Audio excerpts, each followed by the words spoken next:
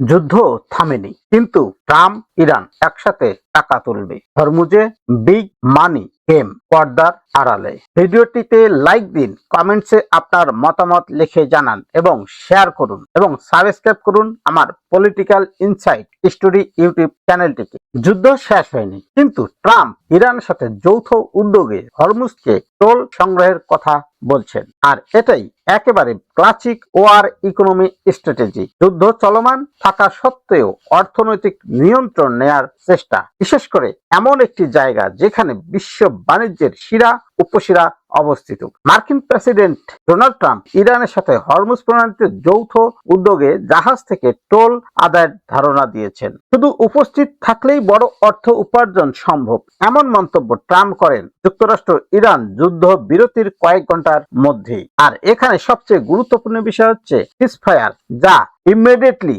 Economic plan. মানে এর যুদ্ধবিরতি আসলে শান্তির জন্য নয়, বরং নতুন খেলার মাঠ তৈরি করার কৌশল। কিন্তু আসল খেলা এখনো শুরু হয়নি। সবচেয়ে বড় তথ্যটা সামনে আসতেছে। হরমুজ যৌথ উদ্যোগে ট্রাম্পের লক্ষ্য কি? 2 সপ্তাহের যুদ্ধ বিরতির পর ট্রাম্প হরমুজ প্রণালী পরিচালনার জন্য ইরানের সাথে যৌথ উদ্যোগ ঘোষণা করেন। এই অংশীদারিত্বের মূল লক্ষ্য হলো গুরুত্বপূর্ণ জলপথ সুরক্ষা এবং বাণিজ্যিক জাহাজ থেকে টোল আদায় করা। আর এর মাধ্যমে সিকিউরিটি এখানে কভার শব্দ, আসল উদ্দেশ্য ভিন্ন।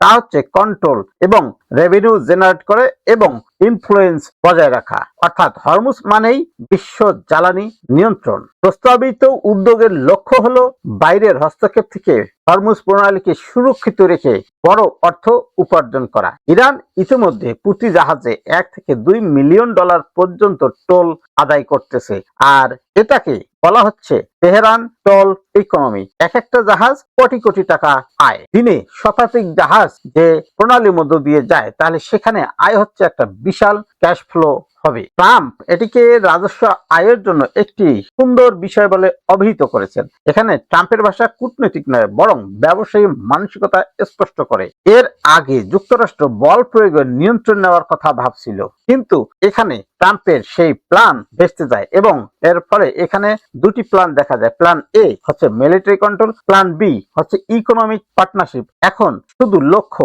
দ্বিতীয় পদ্ধতি, অর্থাৎ তার প্ল্যান বি এখন কার্যকর করার পদক্ষেপ নিয়েছে। দেখুন, শুধু যুদ্ধ না করেও কিভাবে ক্ষমতা দখল করা যায়, এটাই ক্লাসিক উদাহরণ। ট্রাম্প বলেছেন যুক্তরাষ্ট্র ইরানের সাথে যৌথ উদ্যোগ খুঁজতে পারে, অর্থাৎ we are thinking of doing it as a joint venture. অর্থাৎ আমরা এটি যৌথ উদ্যোগ হিসেবে করার কথা ভাবছি। আর এটা সরাসরি পাওয়ার শেয়ারিং মডেল উইথ ডমিনিয়ন। কয়েকটি জাহাজ বার্তা পেয়েছে যে হরমুজ এখনো বন্ধ রয়েছে, আর এর মাধ্যমে যে বিষয়টি ফুটে ওঠে বাস্তবতা হচ্ছে অনিশ্চয়তা এবং ঘোষণা। এখানে শুধু ব্যবসায়িক দৃষ্টিভঙ্গিতে ঘোষণা দেওয়া হয়েছে এবং এর জিওপলিটিক্যাল প্রেসার টুল হিসেবে এটিকে ব্যবহার করার কাজ চলছে। যুদ্ধবিরতি সত্ত্বেও যুদ্ধ শেষ হয়নি। ইসরায়েল হিজবুল্লাহকে টার্গেট করছে, উপসাগরীয় দেশগুলো ড্রোন হামলার শিকার হচ্ছে। আর এখানে যে বিষয়টি ফুটে ওঠে তা হচ্ছে middle east multi layer war জোনে পরিণত হয়েছে। একদিকে সিজফায়ার, অন্যদিকে প্রক্সি ওয়ার চলমান। মার্কো রুবিও এটিকে বলেছে আগে টোল আদায়কে অবৈধ ঘোষণা করেছিলেন। Marco Rubio called toll collection illegal earlier. অর্থাৎ মার্কো রুবিও আগে টোল আদায়কে অবৈধ বলেছিলেন, কিন্তু এখন প্রশ্ন দেখা দিয়েছে নিজেদের স্বার্থ এলে সেটি আইন সিদ্ধ কেমনি হয়ে যায়, আর নিজেদের স্বার্থ এলে আইন বদলে যায়। বিশ্বের প্রায় 20% তেল এই হরমুজ প্রণালী দিয়ে পরিবহন করা হয়। তার অর্থ Hormuz equal global energy lifeline. আর এটাকে নিয়ন্ত্রণ মানে বিশ্ব অর্থনীতির নিয়ন্ত্রণ হাতে নেয়া। We own while should not we charge toll? Trump, অর্থাৎ এখানে ট্রাম্প বলেছেন আমরা জিতেছি, তাহলে আমরা টোল নেব না কেন?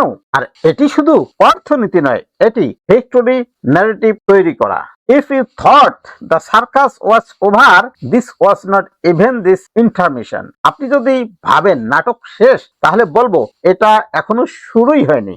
অর্থাৎ মিডল ইস্টের ক্রাইসিস একটি দীর্ঘ গেম এবং এই ডিল হলে বিশ্ব রাজনীতির মানচিত্র বদলে যেতে পারে যে কোনো মুহূর্তে। তো দর্শক বন্ধুরা, আমি আপনাদের জন্য এখানে প্রশ্ন রাখতেছি, এটা কি শান্তির পথ নাকি নতুন ধরনের অর্থনৈতিক দখলদারিত্ব? কমেন্টসে আপনাদের মতামত শেয়ার করবেন। ভিডিওটি লাইক দিন, শেয়ার করুন। সেই সাথে আমার পলিটিক্যাল ইনসাইট স্টোরি ইউটিউব চ্যানেলটি সাবস্ক্রাইব করুন, কারণ আমি নিয়ে আসি আপনাদের সামনে বিশ্ব রাজনীতির গভীর বিশ্লেষণ এবং তা সহজ এবং সাবলীল ভাষায়। আপনাদের সবার সুস্থতা এবং দীর্ঘ জীবন কামনা করে আমি আমার এই ভিডিও এখানেই শেষ করব।